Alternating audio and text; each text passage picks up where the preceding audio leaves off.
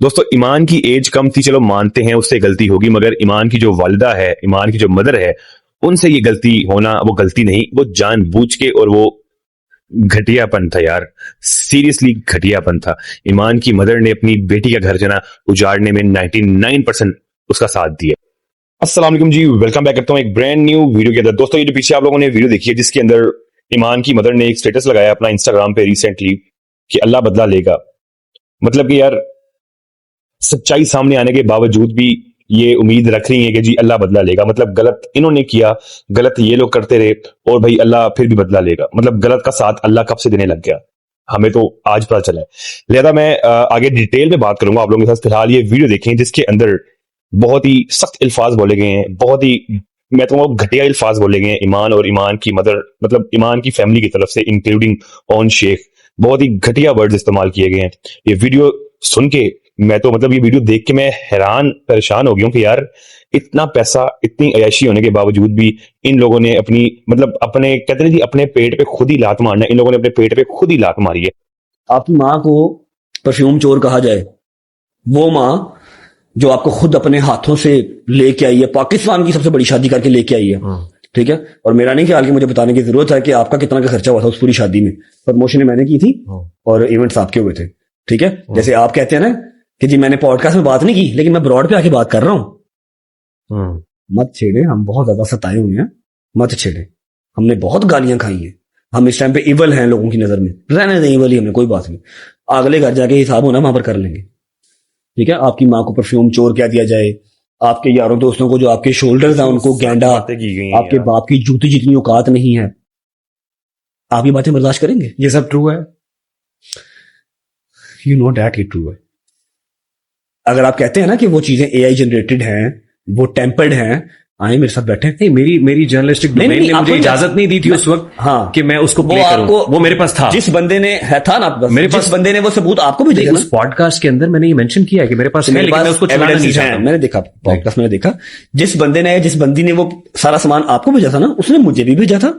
उसने उस बंदे वो नहीं समझती कि अपने बेटे को ब्लॉग के अंदर, जैसे आपने कहा कि उसकी सिचुएशन बड़ी क्रिटिकल थी, समझती कि वो, लेकिन इल्जाम पता क्या है? इल्जाम ये है कि जी अपने फैंस को तो दिखाते हैं, नहीं दिखाते। जो फैंस हैं जो आके कमेंट करते हैं, नहीं आके नहीं दिखाते, फैंस को नहीं दिखाते कि उनको दिखाया जा सकता है, वैसे वो उसको रिवील नहीं करना। ये इल्जाम है, नहीं ये इल्जाम है। ये आपके बेटे केवान से मुतालिक बात हो रही है। ये चीज क्लियर हो चुकी है भाई। जो फैंस मेरी माँ को गालियां निकाल रहे हैं, मेरी माँ को शेमलेस वुमन कह रहे हैं, मेरी बहन को कह रहे हैं कि अल्लाह तेरा बेड़ा गर्क करे, तेरी बेटी मर जाए, 1 साल की है तो अल्लाह पाक मेरी जिंदगी भी लगा दे उसको, आयत ज़ारा को। जो फैंस, स्पेसिफिकली फैंस की बात कर रहा हूं, जो फैंस यहां पर गालियां निकालते हैं ना कमेंट्स में आके, मेरी बहन की पोस्ट के नीचे, मेरी पोस्ट के नीचे, वही फैंस, उन्हीं फैंस का गैंग बना हुआ है। उस गैंग का इंस्टाग्राम पे नाम है लांती फैमिली, जो कि मैं हूं। I am done with this marriage, sorry, I am done with this marriage, ठीक है, इतना काफी है। आपको क्या लग रहा है? मुझे ये सुन के खुशी हो रही है। नहीं, आपको खुशी नहीं होगी, लेकिन मेरे अंदर जो सारा कुछ है, मैं मुनाफकत की यारी दोस्ती नहीं चला सकता, मैं मुनाफकत का रिश्ता क्या ही चलाऊंगा भाई। एक ना उसको मजबूरी है ना मेरी को मजबूरी है, ठीक है। किवान रहा, जहां तक बात किवान की, किवान सुल्तान भट्ट की, वो मेरा बेटा है, ठीक है। मेरे पास जो कुछ भी है वो उसी का है, ठीक है। उससे मिलने से मुझे कोई रोक नहीं सकता, ठीक है। लेकिन अगर आप कहें कि मैं इस शादी को इस तरह से लेके चल लूं कि मेरी बेगम मेरी माँ को परफ्यूम चोर कह रही है, मेरी सास मेरे बाप को कह रही है कि जूते जितनी औकात है, मेरा जो ब्रदर इन लॉ है वो कह रहा है ओए पंगा पड़ गया, नहीद आ रही है, भाई खुदा की कसम मुझे पता है कि मैंने कौन सा पत्थर, कौन सा चीज अपने ऊपर रख के तो उसको कंट्रोल किया था, वरना मैं इसकी जुबान इसके हलक से खींच लेता जब इसने कहा था ना नहीद आ रही है घर। तेरी क्लास फेलो नहीं है, मेरी माँ है, ठीक है। मैं ये सारी चीजें रख के अपने दिल के अंदर, और 25 मैसेज वो जो मैं यहां पर निकाल नहीं सकता, जब मैंने कभी ना पहले निकाले हैं ना अब निकाले हैं, जिन्होंने आपको स्टफ भेजा, जिन्होंने मुझे स्टफ भेजा, उन्होंने ही उस्मान ज़ेब को भेजा और 4 पॉडकास्ट वालों को और भेजा, शायद उन्होंने देखा या नहीं देखा मुझे नहीं पता, ठीक है। जहां वो जब चाहेंगे वो 1 मिनट से पहले क्लियर कर देंगे कि ये कुछ एआई, ये कुछ टेम्पर्ड नहीं है, पूरा ग्रुप चल रहा है। अल्लाह ताला ने आपको बड़ी इज्जत दी है, अल्लाह ताला ने मुझे इज्जत दी है, मुझे बहुत हौसला दिया है, बहुत पैसे दिए और एक प्यारा सा बेटा दिया है भाई। वो मेरी जिंद जान है, मेरा हर चीज पे कुर्बान है, ठीक है। और आगे हालात वाकयात ही इस चीज को जो है ना वो जस्टिफाई करेंगे कि वो मेरे पास रहेगा या माँ के पास रहेगा। उसके बाद ये कि जो कुछ भी मेरे पास है, चाहे 1 है, चाहे 1 करोड़ है, चाहे 1 अरब है, वो उसी का है। I have got so many messages I know, मेरे पास लोग मुझसे क्या एक्सपेक्ट कर रहे हैं भाई? प्लीज रजब भाई को मना। आप सही कह रहे हैं, लेकिन लोग मेरी फीलिंग्स नहीं समझ सकते। एक बेटा होगा ना जो इकलौता होगा, जिसकी माँ ने, जिसके बाप ने उसके लिए बहुत ज्यादा जतन किए होंगे, मन तो मुरादों से लिया होगा, ठीक है, और फिर वही माँ उसकी शादी करके लेके आती है अपनी पसंद की लड़की से, और वही लड़की आके उसको कहती है तुम परफ्यूम चोर हो, जिसकी एविडेंस मेरे पास है, सारा कुछ है। ये तो छोटी सी बात है यार, परफ्यूम चोर हो, मैं सिर्फ जुबान पे लेके आ रहा हूँ कि ये निकल चुकी हुई है बात, ठीक है। उसकी सास कह रही है कि तुम्हारा तो बाप की औकात ही कोई नहीं है। उसका भाई जो है वो कह रहा है मैं लेके आया था, जो एजुकेटेड फैमिली है, छोटी फैमिली है, खुश रहने जितनी की मेरी है उतनी उसकी है, ठीक है। उसका भाई कह रहा है कि जी नहीद आ रही है हमारे घर, पंगा पड़ गया। किनको बता रहे हैं? फैंस को, एडिटर्स को। करो लीक। ये कह रहा है ना कि मैं फिर वो लीक करूंगा, कर लीक। ये सिर्फ अल्लाह का शुक्र अदा करे कि मैं इसके सामने नहीं आया। मैं इसकी जुबान, इसकी हलक से खींचता जो लफ्ज से मेरी मां के लिए यूज किया ना, नहीद आ रही है। दूसरी तो चलो, जो उन्होंने कहा मेरे बाप की औकात नहीं है, वो भी मेरी मां ही है। गलत कहा भाई, वो गलत कहा ना, गलत कहा, वो जस्टिफाइड नहीं है। रेहान भाई, मैं अपने दिल के अंदर ये बातें रख के ये रिश्ता नहीं निभा सकता। मेरी कोई मजबूरी नहीं है। मेरी अभी सिर्फ 30 साल एज है, उसकी 27-28 साल एज है, 28 साल एज है उसकी भी। ना मेरी कोई मजबूरी है ना उसकी मजबूरी है। I am done with marriage. और ये टॉपिक प्लीज खत्म कर दें, पॉडकास्ट बोरिंग हुआ। Thank you.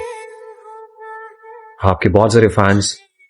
तो दोस्तों, आप लोगों ने ये जो पीछे वीडियो देखी है, जिसके अंदर रजब भट्ट ने क्लियर बताया है कि रजब भट्ट की वालदा के लिए, पहली बात मैं कहना चाहूंगा, ऑन शेख का जो पॉडकास्ट था और जो रेहान तारिक ने ऑन शेख से जितनी भी बातें की, ऑन शेख ने सब झूठ बोला, ठीक है।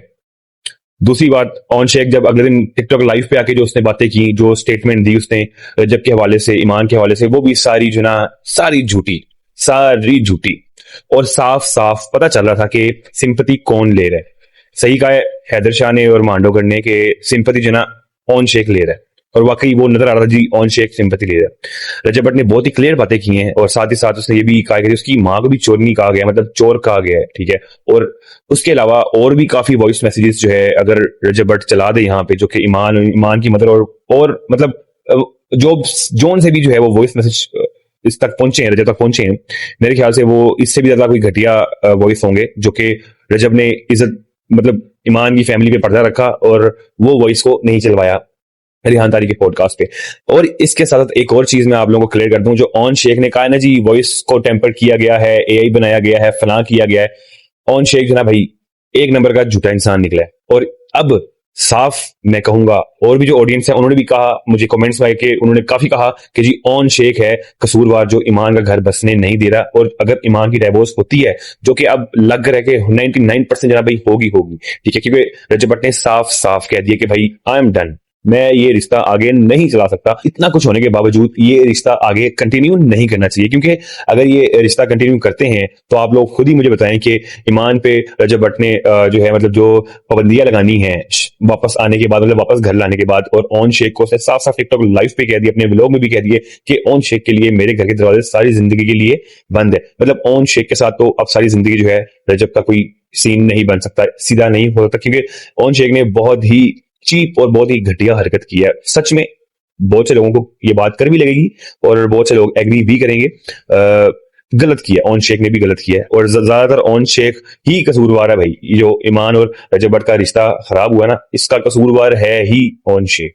तो फ्रेंड्स, ये थी आज की वीडियो, और उम्मीद है आप लोगों को वीडियो पसंद आई होगी। वीडियो पसंद आई, चैनल को सब्सक्राइब करते हैं, बेल आइकन को प्रेस करते हैं, वीडियो की नोटिफिकेशन आप लोगों तक टाइम पहुंच सके। और प्लीज रिक्वेस्ट है, कौन कौन मेरी बात से एग्री है, मुझे ये भी आप लोगों ने लाजमी कमेंट्स में बता के जाना।